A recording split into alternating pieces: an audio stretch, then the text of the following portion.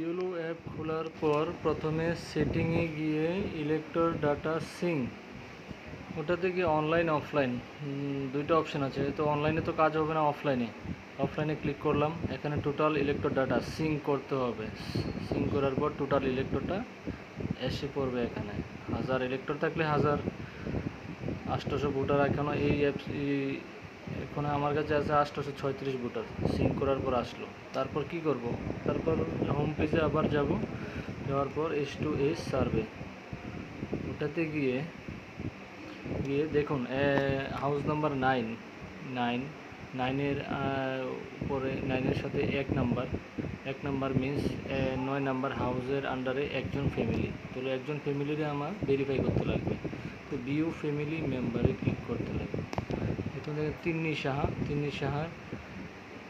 সাহার নিচে দেখুন আরেকটা অপশান আছে স্টেটমেন্ট থ্রি মিন্স প্রসপেক্টিভ ভোটারের কাজটা এখন না করেই ভালো। ওটার থেকে ডাটাটা আপনারা অফলাইন ডাটাটা ফিল আপ করে বাড়িতে রেখে দিন। তারপর সামারি রিভিশনে ডাটাটা এন্ট্রি করে দিন।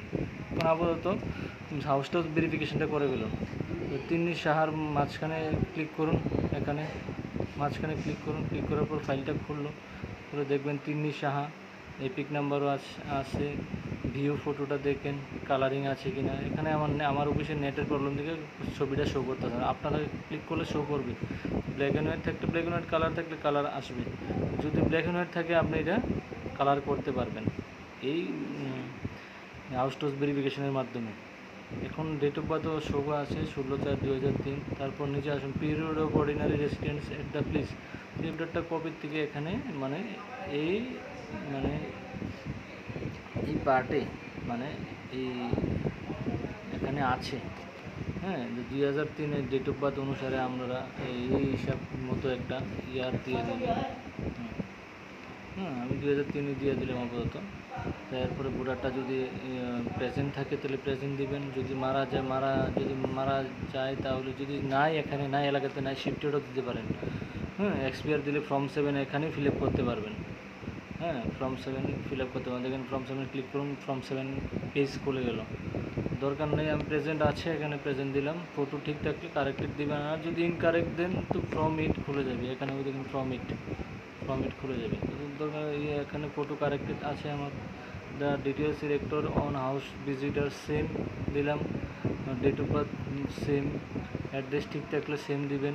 পিডাব্লিউডি যদি বাড়িতে নতুন করে যদি পিডাব্লিউডি হয় ইয়েস দিতে পারেন। ইয়েস দিলে পিডাব্লিউডি পার্সেন্টেজ দিতে হবে, আর লোকোমোটর আর ভিজুয়াল ওটা দিতে লাগবে। যদি না থাকে তাহলে নো।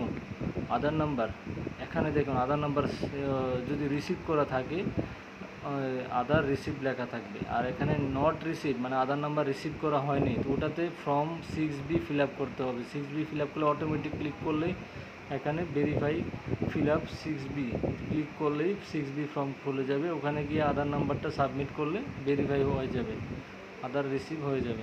হওয়ার পরে এখানে অ্যাবাভ ডিটেলস কারেক্টেড ভেরিফাইড দিবেন। আর রিমার্কসে কী লিখবেন? ভেরিফাইড।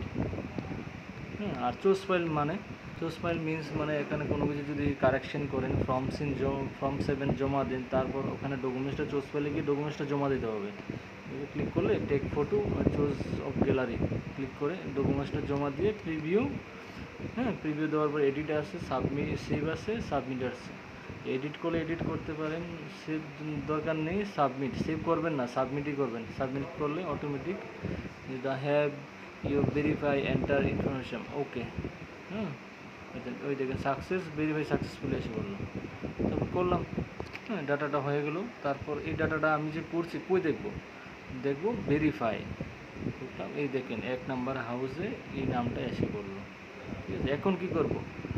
অ্যাড পপুলেশন সেন্সাস ওটাতে ক্লিক করতে লাগবে। ওটাতে ক্লিক করলে বারবার প্রবলেম দেখাবে, এটা ক্লিক করতে লাগবে। ক্লিক করার পর ওই বাড়িতে যখন 4 জনও থাকে, 2 জন ভোটার, আমার 2 জন ভোটার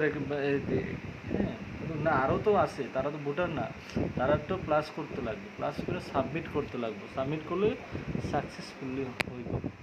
শেষ, এতটুকু কাজ। দিনের শেষে 100 ডাটা করলাম, ভেরিফাই করলাম।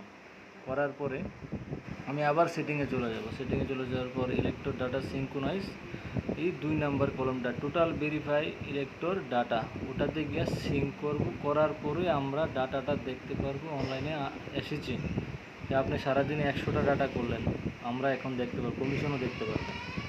আর 3 নাম্বারটা যদি আপনি হাউস টু ভেরিফিকেশন করার সময় কারেকশন করলেন, ফর্ম 7 করলেন, করার পর ওইটা তো আমাদের তো দেখতে হবে যে ফর্মটা কি এন্ট্রি হয়েছে কি না। তারপর এটার লেগে সিঙ্ক করতে লাগবে। সিঙ্ক করলে আমরা চেকলিস্টটা প্রিন্ট আউট করে আপনাদের কাছে হ্যান্ড ওভার করে দেওয়া হয় ভেরিফিকেশনের জন্য।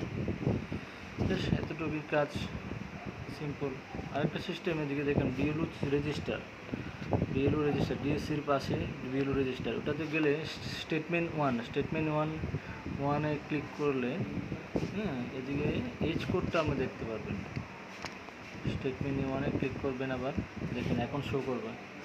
মাঝে মধ্যে নেটের লেগে শো করতো না, একটু ক্লিক করে ট্রাই করবেন। এখন দেখুন এসে পড়েছেন কত পার্সেন্টেজ এজ কোডের হিসাবটা এটা আপনারা এখান থেকে বিএলওরে কাছে রিপোর্টটা সাবমিট করতে পারবেন দেখেন। আর কোনো কারণে হাউস টু ভেরিফিকেশন করার পরে যদি বাই চান্স সেভ দিয়ে দিই, ওইটা কিন্তু সাবমিট হতো না। ওইটা সেভটা দিলে ড্রাফট লিস্টে আইয়া পড়বো। এখানে S2S ড্রাফট লিস্ট, এখানে ক্লিক করলে আপনি ডাটাটা দেখতে পারবেন ড্রাফটে যাইছে। ঠিক আছে, জাস্ট এতটুকুই কাজ। Thank you.